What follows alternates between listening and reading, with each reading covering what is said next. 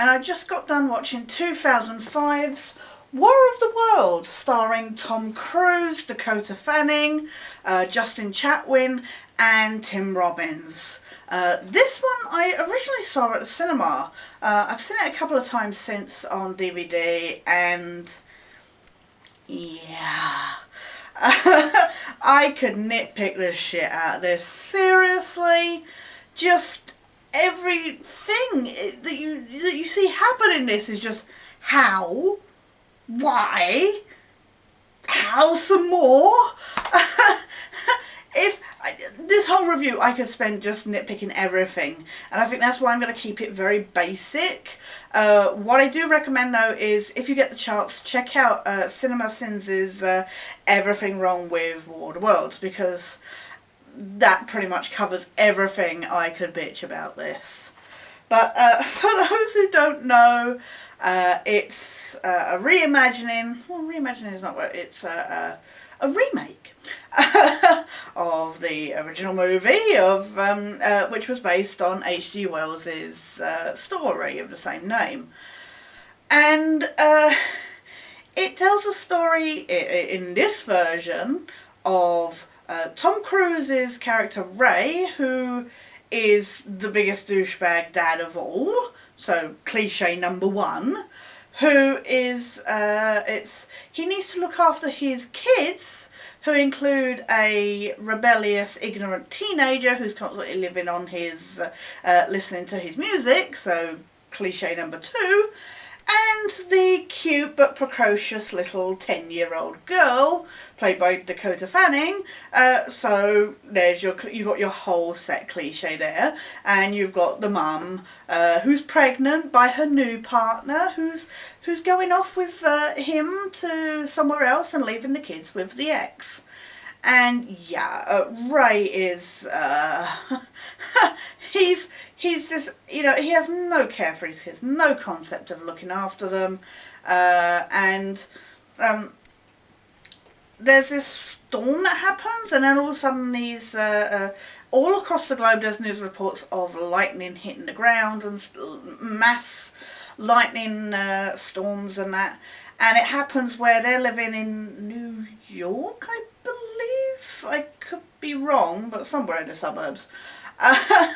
And it happens there, and because these people are clearly sheep, they go towards the storm, and these big tripods run by aliens come out the ground and essentially kill everybody that's around, except of course Tom Cruise, because it's an action movie with Tom Cruise as the lead, and no matter what happens, he will not get hurt by any debris or shrapnel or anything like that. His face must stay perfectly unscratched, even though, you know, there's glass lying everywhere and he gets thrown around and stuff. But anyway, I'm not bitching about this movie. So he goes to the kids, and he decides to take them to their mum, which of course the teenager eventually catches up on. Is like, yeah, you just want to take us there, so you don't have to worry about us, and all you have to worry about is yourself. So yeah, it's basically their trip from New York to Boston, and the movie's directed by Steven Spielberg, and even though it's 2005, the CGI in that, the effects generally are way better in, what was it, 1996 or something? In 1996's Independence Day. Much better effects than this 9 years later. I'm not saying the effects and CGI effects aren't bad, they're just questionable at times, especially when you finally see the aliens, which actually look like the aliens in Independence Day.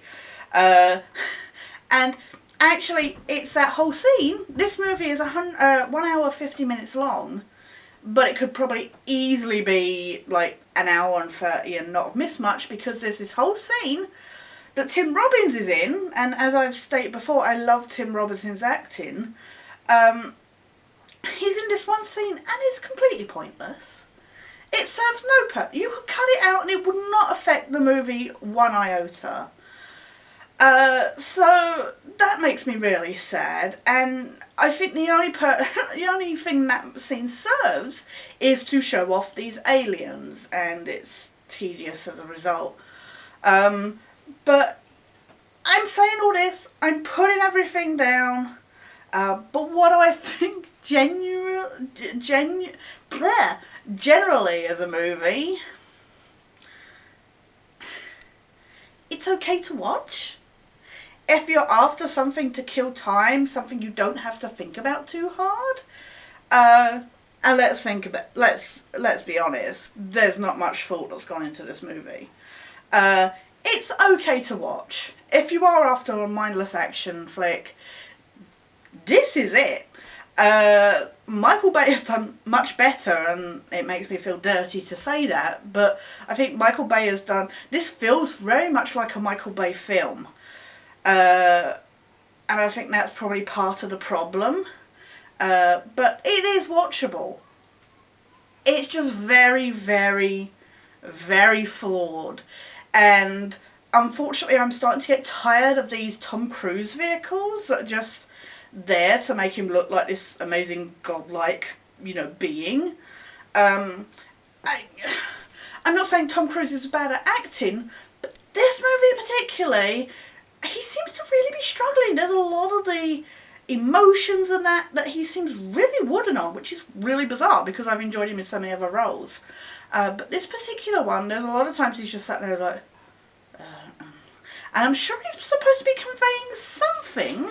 I know shock is involved and all that, but yeah, it's really not coming across. And yeah, I feel like his ego is the only thing that gains from this movie. So as a modernisation of like the classic movie and tale, I guess it had to be done as CGI was progressing and stuff. I know it had to be done, and it was going to be done sooner or later. But I don't believe for a second that this is the best they could have come up with. And Steven Spielberg, I am really disappointed in.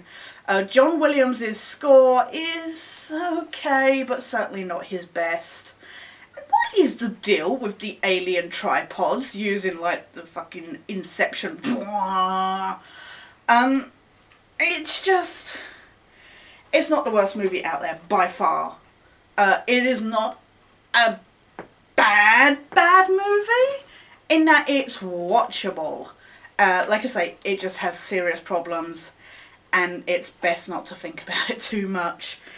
There's really not much else I can say because, like I say, all the nitpicks that I could say have been picked up by everybody on the internet, and there's really very little good to say about it. It's just watchable. I guess that's the only thing that's dealable. But yeah, I'm sorry, there's not much I can say about this. Maybe I'm still struggling to get into the flow of doing these reviews again, watching movies again, but this just doesn't stand out for me. I would only give it a 6 out of 10. But that was tonight's movie, 2005's War of the Worlds. We'll be back again tomorrow.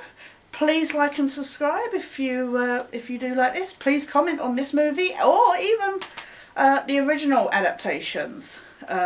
Please share your thoughts on those because I don't own them, so I won't be reviewing them.